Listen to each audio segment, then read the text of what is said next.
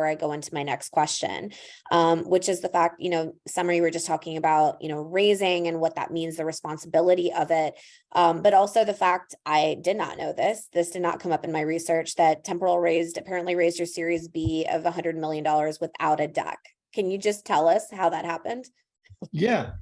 So it comes down, I think it eventually comes down to the same product market fit question. So actually, one of the interesting things is around the time when we were raising our B round, there were just so many VCs just in our Slack room for the community and just messaging people like, oh, how are you using Temporal? And what are your use cases? What's your experience? And building, for us, building that community, building that validation, even though we are in the very early stages of building the product. Like back then, by the way, we didn't even have a GA cloud service, which we could even sell. But the validation for the product that we were building was so obvious because of the community that we have built around it. Venture itself essentially is kind of changing, at least the way because there's so many, a lot of these big venture companies like Sequoia, like A16Z Index, all of those are slowly now kind of trying to invest into companies which is in the very early stages.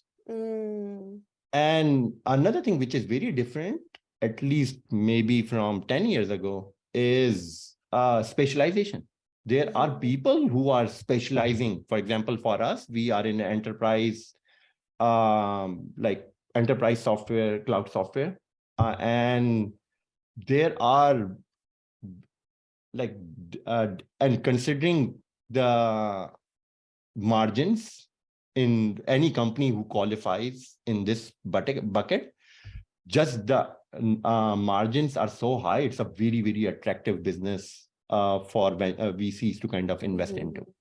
So, so there's just so many people who are now specialized in this specific area where is fierce, like everyone is trying to find the winner.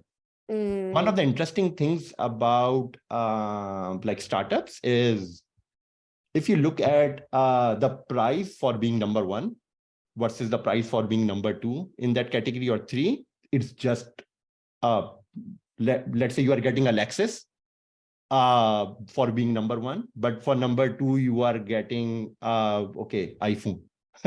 So it's just so much difference if to finding those winners. So all of those VCs are trying to try to intercept that as early as possible. Yeah. And I feel like that constant competition, and also there's like FOMO that's created, right? Especially in 2021, that was like a constant thing. So yeah, so it's all about creating that demand. It's about supply and demand. Yeah.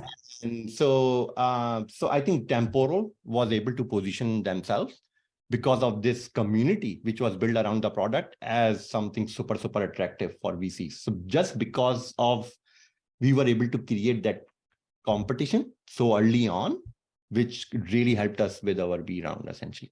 Very cool.